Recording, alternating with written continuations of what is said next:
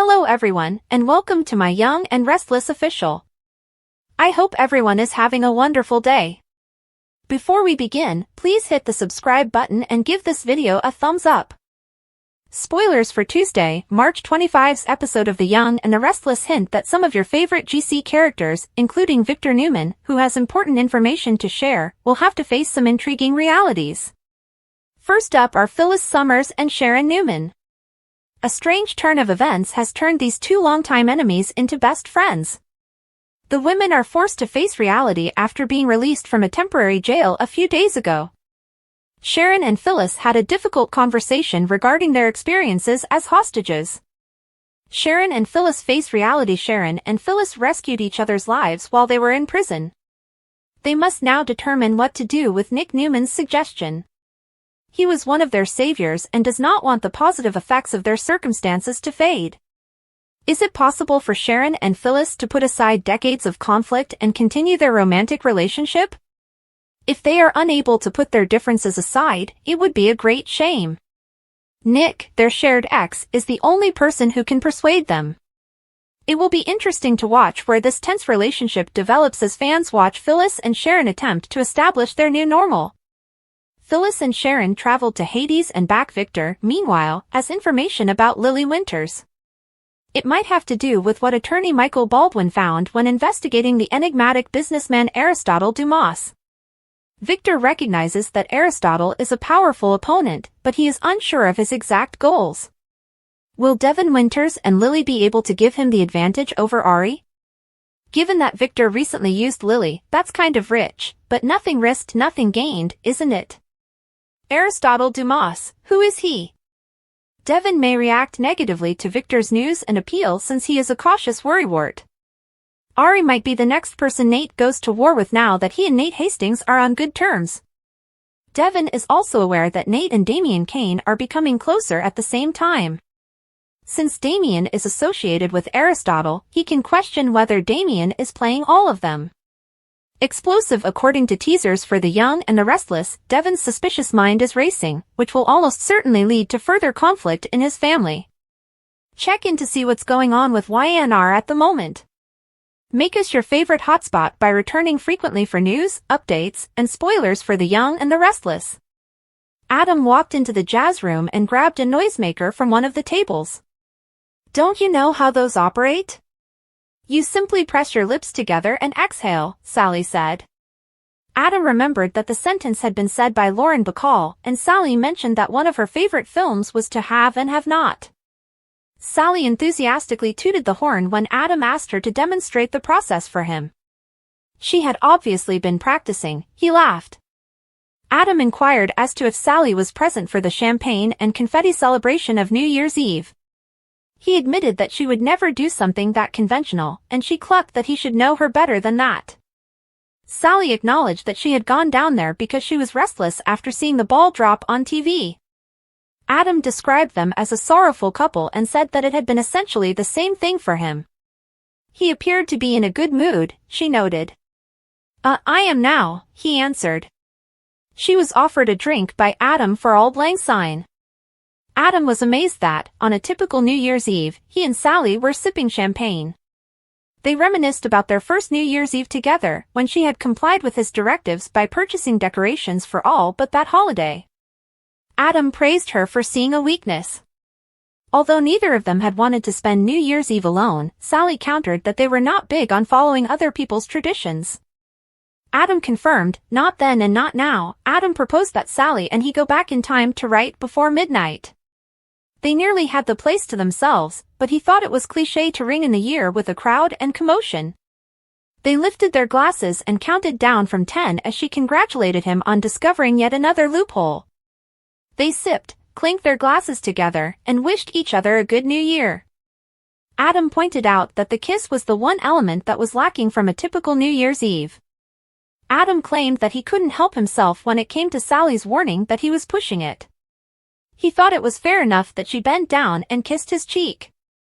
He went on to say that he didn't believe they had had it yet and that the evening didn't count as the date she had consented to. Adam pondered whether they were dating when Sally mentioned that they had only had one dinner and one lunch together.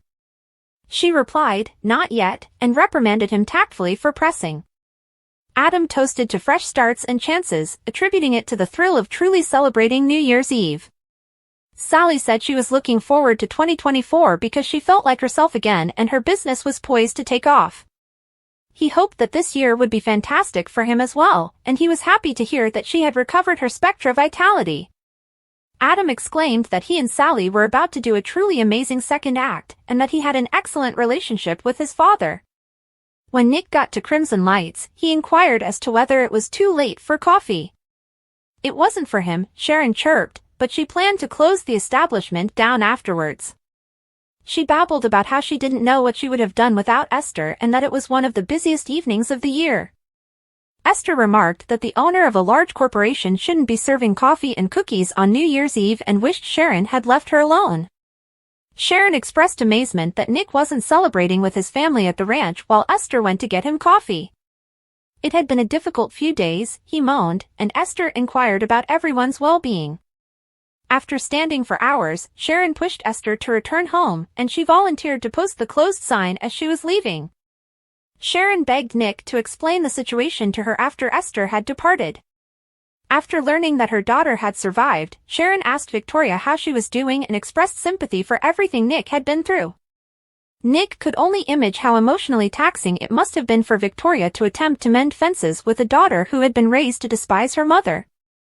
According to Sharon, Claire would eventually overcome her resentment and develop a fresh perspective on her parents with the help of time, patience, and appropriate therapy.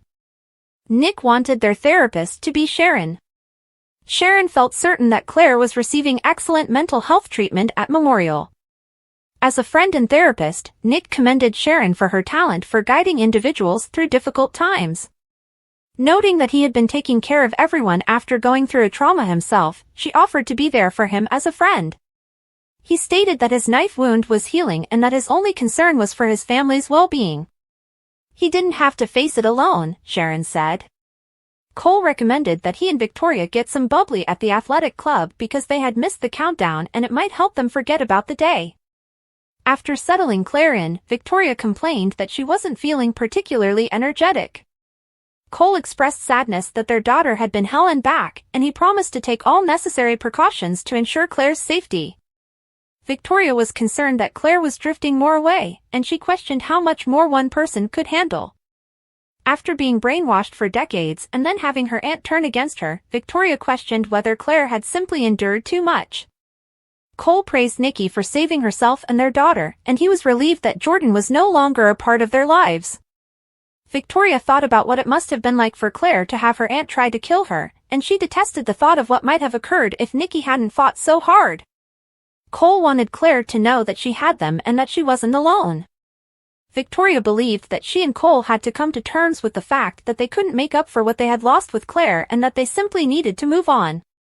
Cole concurred, adding that looking after Claire was the most important thing. Victoria was grateful to Cole for being such a wonderful influence on her and for keeping her attention on their daughter. After a long period of separation, she was amazed at how easily they had reconnected. "Too long," was his response. Cole reasoned that they would never fully recover from the loss of baby Eve, and he couldn't help but wonder what could have happened if Jordan hadn't snatched their daughter. Without anybody to trust or believe in, Claire mutely reflected that the mental institution was where she lived and might always reside. Jordan had said that it had been them against the world, but Claire recalled that her aunt had lied to protect herself, leaving Claire to bear the consequences at the lake house. Maybe it had been what she deserved, Claire thought as her thoughts turned to Jordan trying to kill her by breaking her out of the mental institution. Although Victoria and Cole had declared her theirs, Claire had noticed the dread in their eyes, which she knew was not and would never be love. She would always be nothing and no one, Claire told herself. Claire had to keep Cole and Victoria away because she thought they saw her as a monster and she was unable to see that expression anymore. Because Cole and Victoria weren't her parents, she decided to cease referring to them as such and vowed not to allow the doctors or her parents grow close. Claire was aware that she had nearly assisted in the deaths of Victoria and Cole, and that they might have perished. Since she was nobody, she guessed that they were looking for a lovely, ideal baby girl rather than her. Claire ruminated on the idea that neither she nor they could ever love each other. When a dejected Nikki arrived at the bar at the Newman ranch, she discovered it was empty. Victor wrapped his arm around her and said he had taken the temptation away. Nikki felt both thankful and angry that he had to shield her from herself. "I don't think I'll make it that time," she admitted. To assist Nikki go asleep, Victor offered to get her some tea. She complained that she didn't want to go to sleep since it would only cause her to have dreams about Jordan.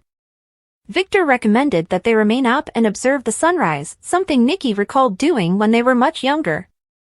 Nikki said that they already knew on others' experiences, but Victor suggested that they play chess or share stories. Victor promised her that he would stop at nothing to support her through that night and every one that followed, and that he could never get enough of her stories. She thought that she wouldn't know what she would do without him and referred to him as her rock. Nikki thought back to the difficult moments when she had been at her worst. Even though Victor knew she had been attempting to ease the pain she had experienced in a riding accident, he recalled how incensed he had been when he discovered how dependent she had grown on booze. After ranting about all the alcohol he had discovered, Victor started to pour it out. She sobbed that she was sorry, and he bet she had bottles concealed throughout the home. She was sipping vodka with her orange juice when she told him she wanted to quit drinking, and he chastised her for it. Victor said Nikki was so committed to the lifestyle that she prioritized drinking over her friends, family, and kids. He hit the floor with a broken bottle. Even his fury, Nikki recalled, hadn't prevented her from drinking, but it hadn't prevented him from assisting her either. Victor referred to her as the love of his life and vowed, "I didn't walk out on you then, and I will not now." He promised to keep her safe at all times. Nikki thought about how Victor had persuaded her to check herself into a recovery facility and hadn't given up on her. Victor gave her credit for putting forth the effort to sober up. Victor gave Nikki a birthday present in the treatment facility. "The nicest presents he could have given her," she said, "were just getting her there and paying her a visit." She discovered a bracelet inside the present after he pleaded with her to open it. Victor clarified that Nikki may just glance at the bracelet if she ever required the courage and fortitude symbolized by the Chinese characters on the charm. Their family would continue to be held together by their strength, he continued. It was just what she needed to hear right then, Nikki thought.